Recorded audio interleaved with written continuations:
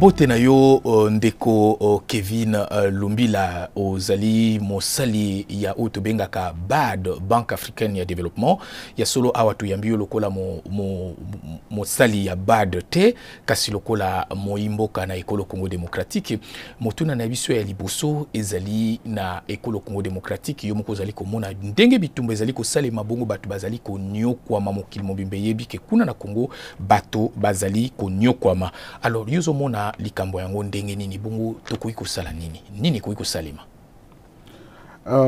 na pesio merci mingi ndeko Antoine Bolamba na kanisi biso ba congolais toza na pasi mingi komona bandeko na biso kokufa lolenge wana mikolo na mikolo e mingi le na tango toza koloba boye baza kolala libanda et baza ko continuer kokufa et nakanisi eloko toko sala lokola bato biso ba congolais ezali totelema toujours na makasi nyoso lokola peuple nyoso atelemaka na tango ya boye tozala na bomoko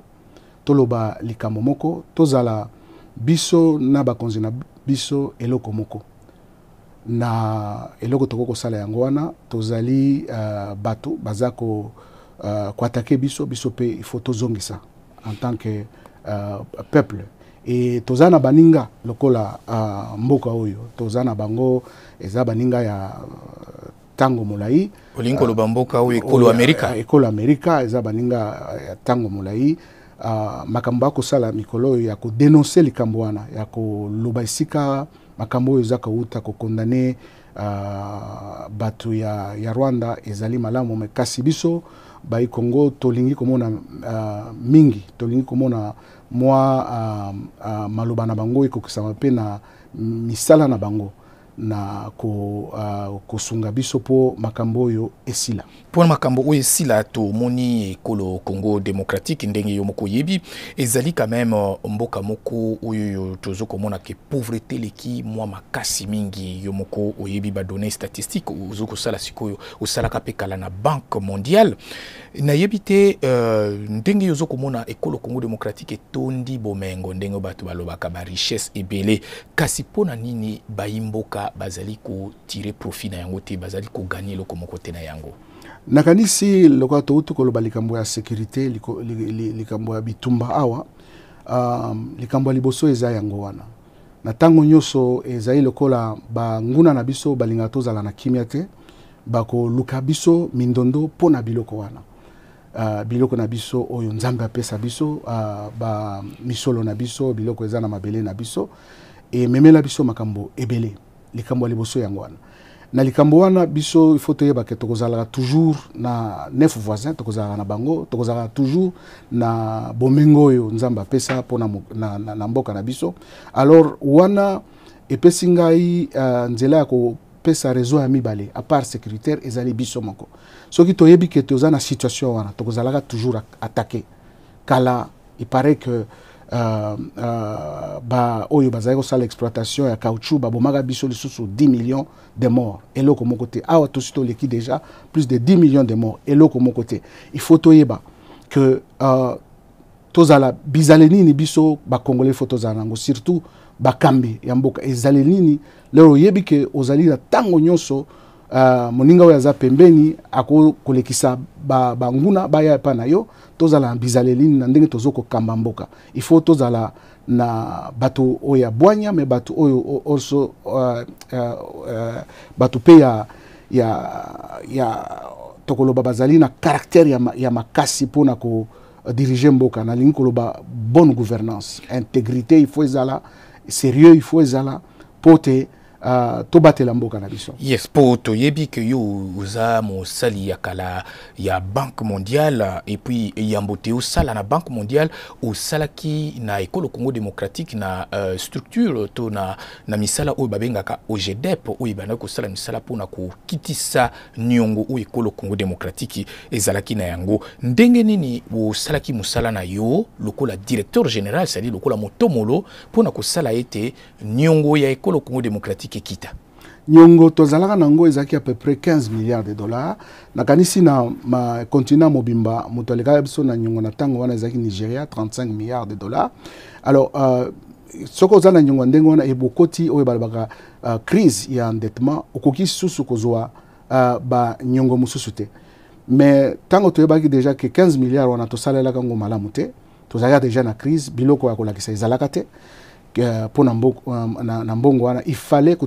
tozwa solution puisque chaque nambula nyonso eza kozwa biso à peu près 800 millions à 1 milliard ya kozongisa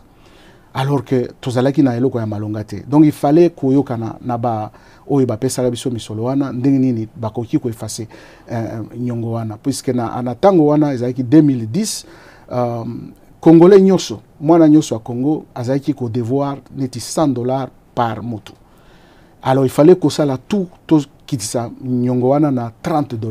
par tête par moto. Ndelo ko to salaka. Wana elingi ko loba ba réforme belé na au niveau ya macroéconomie na au niveau structurel pour na ko rassurer baninga. To salaka musala wana et permetaka biso kozwa espace ya kozwa ba capitaux frais mbongo oyo tozaki nango besoin pona ko investir. Donc utaki na nyongo na 15 milliards bo kitisi yango ti na 2 milliards. 2 milliards de dollars, à peu près 2 milliards de dollars. Donc voilà musala to salaka.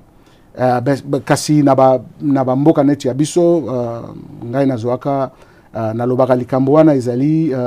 mwana moko oyo ya ba papa ebele. Bato ebele balekaka na télévision baloba bango nde ba tata ya point d'achèvement basala musala wana. Mengana lobana noté ça fait 14 ans yango na lobby mbala liboso pa yo ndeko na ngai même atako tozana na Washington na pa ndeko na yopo oyo bake ngai na ba baninga na ngai ya OGDEP ba directeur na ngai ba oyo naza ko pesa lo sako pona musala basala biso nde tosala musala wana atako na jalousie oyo ezalaka kuna na tango wana tosali musala oleba médaille biso ba récompenser biso lokola na Congo Brazza oyo basalaka musala wana pona 2 milliards de dollars. Mais biso ba jalousie ya mboka po aza PhD aza docteur alingi alakisa biso nini il faut bakangaye to sukaka wana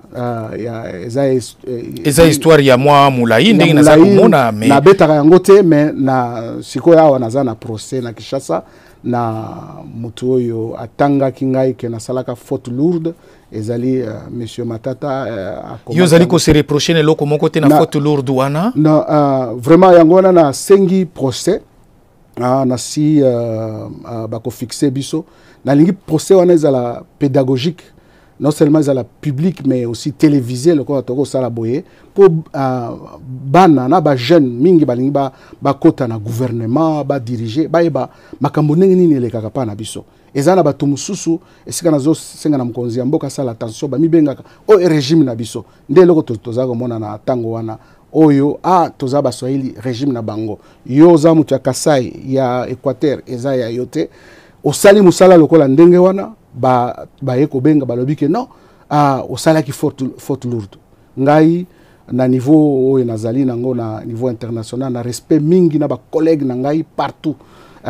grâce à musala na ngai na se reprocher jamais na faute moko lourde. Kasi bosali musala makasi na OGDEP okitsaki nyongo to ekolo Congo démocratique ezalaki nango ya munene kasi lelo ndenge nini kokitsa nyongo wana ezali ko salisa bayimbo kakuna na ekolo Congo démocratique ndenge oba tirer profit quand même na yango baza ko tirer profit depuis parce que ndenge na lobaki soki ozana nyongo ndenge wana oza o communauté muto aza bloqué okoki ozana besoin ya ko investir ozana besoin ya ko pesa ya ko créer misala ba emploi okoki ko sala ngote po ozangi investissement lelo mukonzi mboka alinga kende na agriculture po osala agriculture esengeli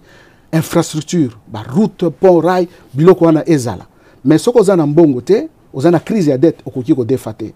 biso musala to salaka eza ko effacer nyongo wana ko zongi sa réputation image signature o babenga kana en termes financiers signature à RDC ezonga na tango toza ko loba signature à RDC ezali ezonga mais eloko nga naza ko loba parfois na kotiti problème personnel eza pona ko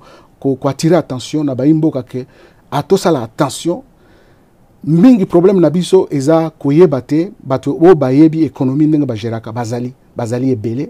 à la chef de l'état pe ayebi bango ebele eza problème wana te mingi ezali nde bato. Le Congo a un problème d'hommes bato nde basali ke tokomi na place oyo mingi bakotaki contrat chinois soko na ebisio ngai oza nazaki mokonzi ya financement ya kotala makambo ya financement nazwaka contrat wana à travers Fonds monétaire international ezalaki discuter dans l'opacité ezalaki gérer dans l'opacité d'où esalaki résultat te. Nous risquons ce qui tosali attention te toke na système na biso politique ya ko pona bakambi to risque to tomber na likambo moko yango témoignage ya mukenga na zanango na niveau bongo poto moni na école Congo démocratique ndenge babenga ngo na lopoto to ya croissance o ba obenga ngo kutu ya monene o ezali ya koleka 6,7% to moni wanezaki na 2023 c'est-à-dire na mobu o eleki to moni lisusu ekomi lelo na mobu o ya 2024 na 7,2%. Yozo komona yango ndenge nini po tozali komona surtout que okoyi ko sala exercice ndenge nini pona yango vraiment esalisa ba congolais ou ya katikati ou babenga na lopoto ba congolais moyen pas se retrouver quand même malamu pour misère crise leki quand même makasi na mboka to wana elakisi ndenge toza ko sala misolo na kati ya mboka na biso eza ya solo et mais loko photo yeba eza ko dépendre na secteur dominant ou ezali secteur ya ba mine et na secteur wana batu misala ya maboko otokolo ba main d'œuvre exalaka mingi te na yango nde ezalaka que il faut diversifier l'économie et nakanisi bakonzi mikolo non seulement balingi to diversifier vers agriculture o yezaye loko malamu mais lisusu ba sous-traitance même la sous-traitance ekokokate il faut diversification il faut même na kati ya ba mine wana transformation ezala pour na ko développer ba chaîne de valeur mais ya mutu ya mingi ezali ezaya solo croissance wana ezo dépendre na libanda pour toteka ka biloko wana ya ba minerai na libanda mais il faut ko diversifier économie pour ba tubazwa misala na kati ya mboka nakanisi by forming ezo salema sikayo infrastructure est important pour que batuba kendeke bisika nyonso ba bimisaka pe ba produit financement est important ya kolanda ba congolais ko pesa bango makoki po basala misala wana nakanisi yango ifo kosala tolingi tokomi na suka ya masolo na biso po tolingi toloba kaka na linka koloba eloko moko pona o Italie social ya ba congolais ndenge bazali ko vivre tozo komona ke école Congo démocratique ezali 164e rang na bamboka 174 oyoyo ndenge indice ya capital humain ya 2020 ezali kolakisa biso. Alors ndenge nini yozo komona makasi to bolingo volonté vraiment ya gouvernement ya ko sala pote makambo bomoyi ya ba congolais et bongana makambo wana na Italie investissement na capital humain capital zomoneza momoko ya makasi na économie po osala il faut za la capital financier ou capital humain. Alors capital humain et ça dépendre na nutrition nayo d'où agriculture sécurité alimentaire za eloko ya mutuya et zali ko dépendre na éducation eloko ni nozana ngona bongo yango wana accès à l'éducation primaire et ça très important pour les économistes to considérer que 6 ans d'études dans le système éducatif et ça très important pour la capital humain santé nayo ozo dépendre même na ndenge ozakolia donc eloko yako oyo ezakola kisabiso tozana place wana ezabiloko wana misato ezaka ozanga lokola batunyoso bayebi yango et puis bazako salela yango na gouvernement ou tikoleka il faudrait ba redoubler ba effort misolo tozwaka yango na secteur mingi ya mine toko diversifier pays na biso est important mais il faut tout ça la misala wana na nutrition, agriculture, sécurité alimentaire, écosunga social, accès à l'éducation, écosunga social, accès à la santé, écosunga social. Programme où il y a 145 territoires, et un programme qui toque. Ici, vision à chef de l'État, ndé moussa sa vision, ba technicien ba salango nini malamu, et ça na bilo comme sous ekoki ko salema kuna mais ezali basé sur théorie ya croissance endogène eza kitoko mingi bottom up ndenge balobaka awa ezali kitoko mingi pona kosunga social ya bandeko na biso na esika nyoso nzinga ya mboka na biso. Totondi yo botondi ndeko Kevin Lumbila pona ngonga yo zwi ya koleka awa na lolaka la Amerika pona ko pesa biso ko mbiano na mituna otozaki na yango lekibongo na sango ya mokili lelo ezali programme moko ya La Voix de l'Amérique ya VOA Lingala matondo mingi ndeto kutani lisusu sima. Matondo.